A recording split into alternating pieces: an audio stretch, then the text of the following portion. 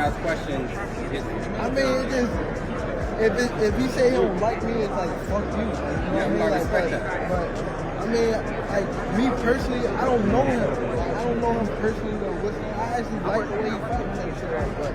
But Tank Gervonta, Terence, Crawford, and Davis are once again at odds after Crawford retaliated on Gervonta Davis for. When asked about Terence Crawford's claim that he doesn't like him and the prospect of being friends with him after their boxing careers are finished, Dan stated during his last press conference prior to his fight against Roach. I don't want to say like he's just a scumbag. It's like he's a great fighter. Sometimes he can be good, but it's like it's always I'm this, I'm that. What I took away from this is that he is a complete hater. You don't know me personally, but you claim that you don't like me, and I don't care about him, and damn him and everyone with him. However, you can rely on John Davis to go after Crawford with more brutality than Bud Crawford had. Many in the sport think that putting on 14 pounds to take on the Mexican with one of the best chins in the business may be too much to ask, even for a man with Crawford's skill set. But the American has not been deterred and has managed to land the battle in Las Vegas this September.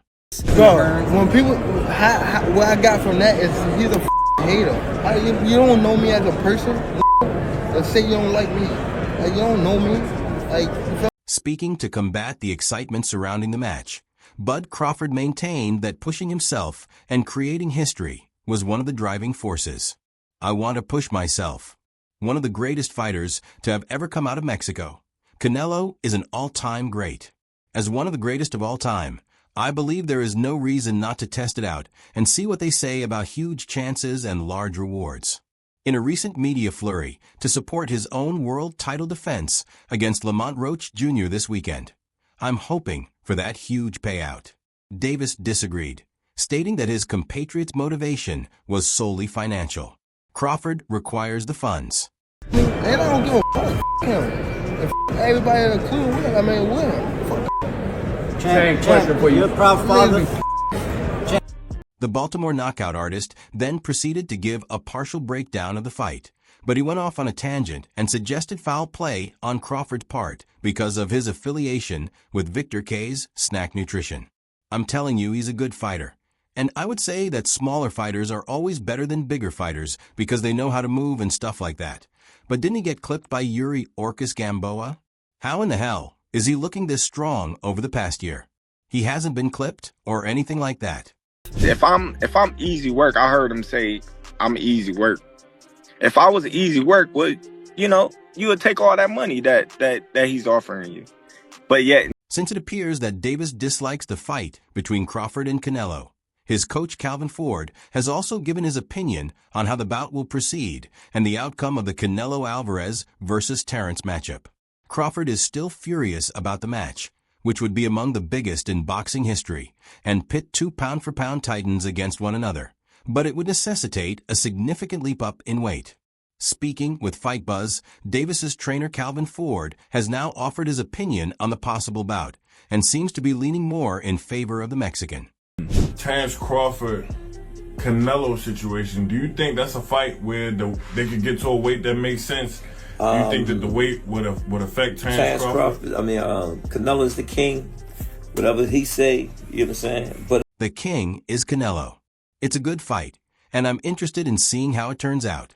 Canelo has been fighting with some excellent moves. Ford also talked on Crawford's performance in his most recent fight, in which he lifted 154 pounds to defeat Israel Madrimov, but failed to earn the stoppage since it was his first fight. You can't claim he didn't have the power up there. He had to adjust. For example, Ben Aid's increase in weight was dependent on them making changes. Terence Crawford should get another fight at that weight so he can prove it to the world. If it's absent, we can begin to inquire. It's a good fight. I like to see that fight, the outcome of it, you know what I'm saying? And then watching Canelo been making some good moves, as far as fights and whatnot, So Ford concluded by outlining his reasons for believing Crawford is pursuing a fight with Canelo Terence. He is a bad boy who is moving up because he wants to get into the fight, isn't getting any younger, and is doing everything he can to leave his legacy here.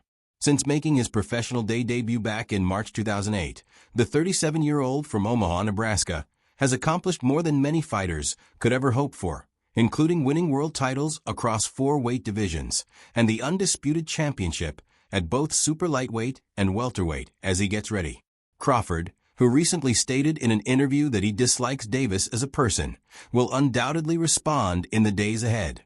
Bud has written a message to the current world champion, whom he thinks is conceited, urging him to return to the ring later this year in a massive bout against Mexican superstar Sal Canelo Alvarez. I just felt like, he just one of these little arrogant little dudes that's using what he got to shield him. He got a lot of security guards. Crawford talked about his feelings towards World Boxing Association lightweight champion Gervonta Davis on the Cigar Talk podcast. He admitted that he doesn't like the 30-year-old from Baltimore, saying, "I just really don't like that dude. I really don't like him. I don't like anything about him. I just feel like, he's just one of these arrogant little dudes that's using what he got to shield him. He has a lot of security guards around him, and he knows, what I mean, he in the limelight and stuff like that. But in certain situations, he wouldn't be acting like that, Bud." Crawford was then asked if he respects Davis as a fighter, and he acknowledges that he's a damn good fighter. "I mean, as a boxer, I admire him. He certainly possesses power, skills, and exceptional boxing abilities, but similar to his fundamental characteristics and his methods, no, given the current weight, a prospective matchup between the American stars doesn't appear likely to occur anytime soon. The weight division that Tank has fought in is super lightweight, but the majority of his career success has come at lightweight. Crawford's last fight was at 154 pounds last August, and his showdown against Canelo is scheduled to take place at 168 pounds. He has an undefeated 30-match record and has been an impossible puzzle for his opponents to solve thus far. In a packed lightweight class, Davis is the current WBA champion that is begging for bouts of union. Around him, and he's in the limelight and stuff like that, but in certain situations he wouldn't be acting like that. Do you like him as a fighter though? Yeah, he's a damn good fighter. Yeah. But his core personality and his ways. Vasyl Lomachenko is the owner of the IBF title, while Kason Davis recently stole the WBO title from Dennis Barrick on Valentine's Day with a horrifying body shot. Shakur Stevenson still has the WBC belt. In the immediate aftermath of watching his training partner defeat Boron, K.O. Crawford told Fight Hype that Gervonta would not say goodbye to Kazan or Shakur Tank. He claimed to know what he is up against, and that if he fights Shakur or Keen, he wants to fight these guys that everyone in the world knows aren't going to give him anything. The 2 guys, Shakur and Kazan, will be the ones to give him his first other fight, since they aren't psychologically prepared. They may have a little skill here and there, but they won't be able to maintain it throughout. Undefeated? And what champ? Come on, man, tell me what belt. You know boxing. You forgot Devin Haney is undisputed. Devin Haney got all the belts. He the champ. Nobody else the champ. I'm gonna come up here where the big boys at. All right, I'll welcome him. Let's be honest. Davis's record is self-evident. With names like Frank Martin and Ryan Garcia on his hit list, he has left a path of bodies in his wake with 30 victories and 28 knockouts. But Roach isn't interested in stats. Instead, he is working to eliminate Davis's advantages. He is aware that Davis enjoys mentally dismantling his opponents before delivering the final blow with a punch and a mental edge at a time. Roach intends to change that narrative by remaining composed in the face of criticism and sticking to his own strategy rather than responding to Davis's every move.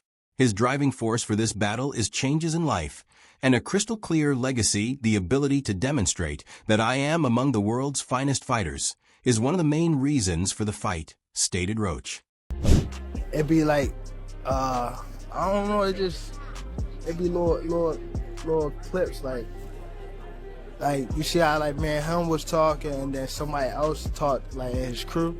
Mm-hmm. That's what get me up. That's what make me I always want to prove to somebody that I'm they not. With the reality that my life and the lives of my family will significantly change once I win. Good, it's a straightforward but impactful statement. In addition to fighting for himself, Roach is fighting for his family, his city, and the respect he believes has been denied to him. He understands that defeating Davis would make him a household name in camp, and that he has been pushing himself harder than ever.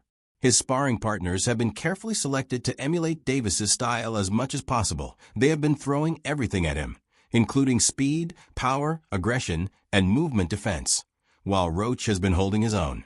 He is preparing to remain elusive while motionless, because he knows that staying motionless against Davis in the middle of the ring will result in his death. Landing precise counters, his father, Lamont Roach Sr., has played a significant role in keeping Roach mentally focused. Elder Roach is a strict trainer who keeps the noise from the outside world out of their gym. Every session focuses on preparation and progress. It's all about remaining grounded and following the strategy, regardless of what the media or fans may say. Psychologically, Roach understands he must remain in Davis's face from the first bell. When opponents hesitate or exhibit fear, Davis flourishes, and Roach denies him that satisfaction. I'm not looking at Lamont the way that everybody else look at Lamont. Like I know Lamont is a really good fighter. I'm not. This ain't no Frank Martin. That's all I'm gonna say. Yeah.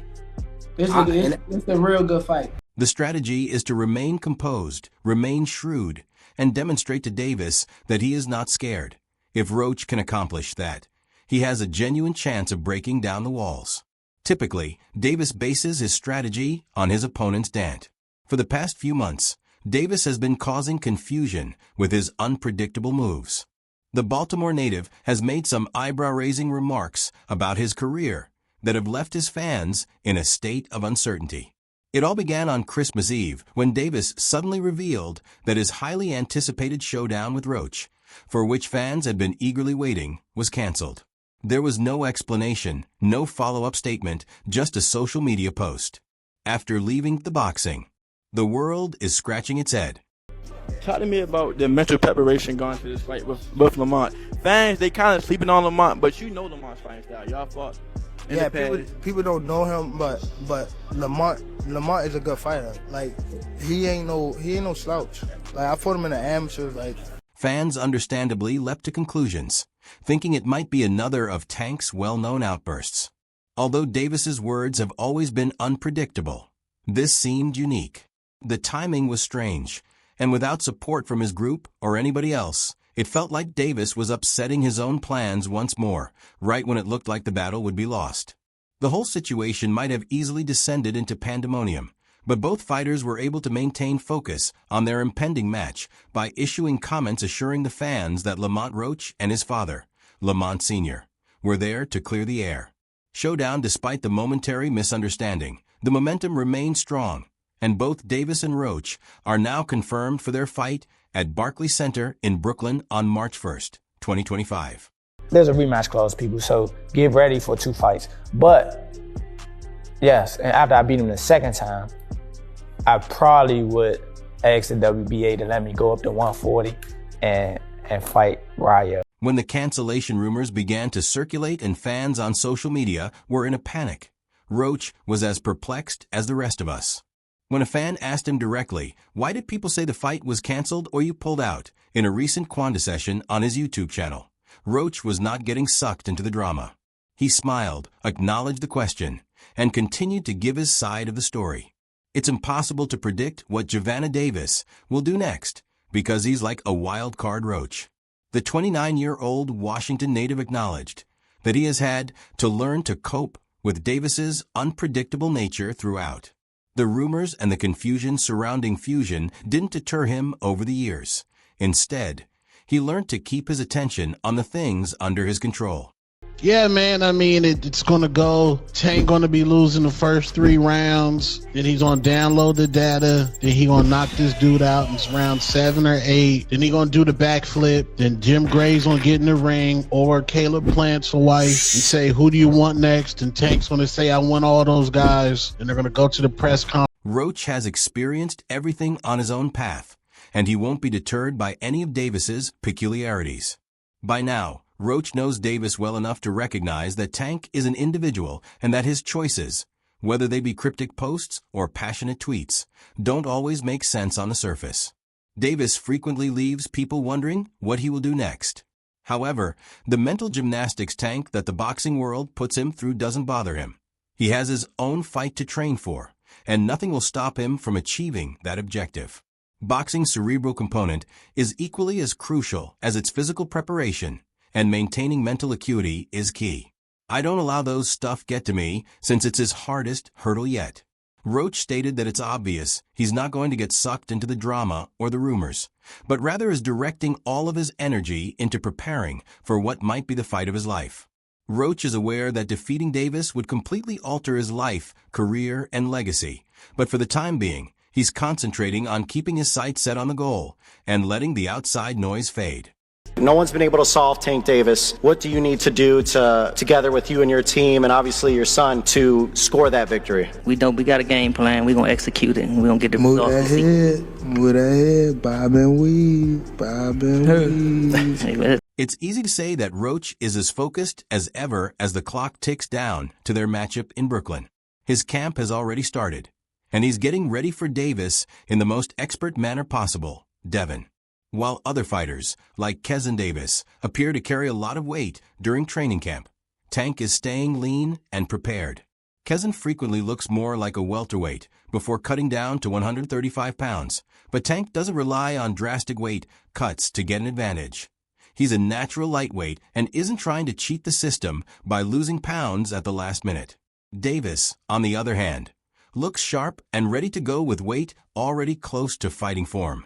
It's gonna be a party on your floor. I'm gonna let y'all know something. His father was up here shaking on the what's the name? He was shaking on the Thank everybody that played a part in it. My team, Roberto Diaz, Gary Jonas. On my kids, he was shaking on this thing. On my kids, he was shaking. How you gonna say his cap? And it gotta be. You gonna say his cap? It's easy to say that Roach is as focused as ever as the clock ticks down to their matchup in Brooklyn. His camp has already started, and he's getting ready for Davis in the most expert manner possible, Devin. While other fighters, like Kezin Davis, appear to carry a lot of weight during training camp, Tank is staying lean and prepared. Kezin frequently looks more like a welterweight before cutting down to 135 pounds, but Tank doesn't rely on drastic weight cuts to get an advantage. He's a natural lightweight and isn't trying to cheat the system by losing pounds at the last minute. Davis, on the other hand, looks sharp and ready to go with weight already close to fighting form. My whole family is from DC. My whole family, like my entire family. Don't bring them. Don't bring them. For what? Don't bring them. I'm telling you. They gonna celebrate with me. Don't bring them. It's gonna be a party on your floor. I'm gonna let y'all know something. His father was up here shaking on the what's the name? He was shaking on the Pops. On my kids, he was. Additionally, LeBay noted that Tank's perspective has changed from 6 or 7 years ago. If that's what he said when he said he was retiring, we all heard him say, no, not at all. It's never good enough what you do, and sometimes that can be frustrating. He also mentioned that the strain from fans and the incessant demand for more fights can be taxing. There is more to life than what you do for a living. You respect the people who pay to see you fight, but you have a life outside of boxing. They do not genuinely care about your long-term health. They just want you to keep doing this. What? Who said that? You said what? You said what? Yeah, that's why I've been waiting for the niggas to talk. How much you want back? How much you want it back? Because I came up here alone. How much y'all want back? How much you want back? Just cut it out. Huh? 100? That's a Tank may have a bright future, but there are many ferocious rivals. He is being pursued by fighters like Andy Cruz, Edwin De Los Santos, and Kezin Davis, and it's possible that Tank feels the heat. These are difficult fights, and Tank knows that if he is confident he can defeat them, he can also beat them. However, at this point in his career, Tank may not want to put in the intense effort needed for such high-stakes matches. Additionally, Ellerby discussed his opinions on the harshness of boxing and its impact on a fighter's long-term health. When the people who I fight, when they start talking, that's when y'all get dumb. I'm gonna beat his ass. He can't do shit with it. For real. So y'all better be quiet. I don't give a fuck if y'all was quiet. If y'all was loud. He got the whole hood over there. Like, twisted up. I don't give a fuck. Boxing is a cruel sport. Many fighters have been used in various ways throughout their lives, experiencing numerous health problems and other long-term problems. He clarified that with Davis's retirement announcement hovering over everything, The big question is whether it will truly be permanent or whether it will only be hinted at that tank may not be done forever. I understand the philosophy that you enter the sport, make your mark, and then leave it at that. Everyone has different opinions and different life goals. Given who Davis is and the amount of money he can command, it wouldn't be shocking to see him return if the perfect offer materializes in the next 6 to 12 months. A sizable payout may entice him to return to the ring, particularly if the opponent is well known enough to get media attention. Why was it so easy when he fought Frank Martin? Frank Martin was inexperienced and nervous. You know, it is what it is. It's going to be a different fight when I'm in there. He's going to be a different fighter when he's fighting me. What's your game plan? Whoop his ass. I'm always looking for a knockout. No matter what, I'm always prepared for 12 rounds. But I'm always looking for a knockout, and if I get the chance, I'm going to try to knock his head off. Gloves Off, a behind-the-scenes video of Davis's preparation for the fight, was released by Premier Boxing Champions. In it, Davis discusses how his fear of losing has always motivated him. My biggest fear is embarrassment, especially in front of all these people around the world, and then becoming this meme. I just don't want to look horrible on fight night. I don't want to be ashamed. Therefore, I don't have time for that. I'm not trying to go out and get my butt kicked. It's telling Ed. Everyone thinks boxers are brave, but Davis's fear of embarrassment is what drives him to greatness, according to a revelation from one of the sport's most deadly fighters. He had a close fight with the last guy he fought, Terence, because this guy was big and he was awkward. He was really awkward. He shouldn't have fought that guy.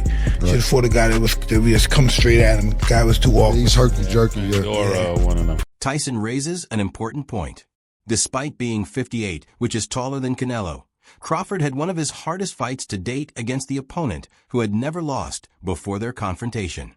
Given his asymmetrical physique, Crawford would most likely have to give up strength and bulk to fight in larger weight classes. Crawford thinks he knows what's best for his body. That's all for now. To stay up to date on the greatest news, events, and happenings in the boxing world, follow us on YouTube and remember to enable notifications so you can be informed when we post high-quality content like this. Until the next time. Goodbye.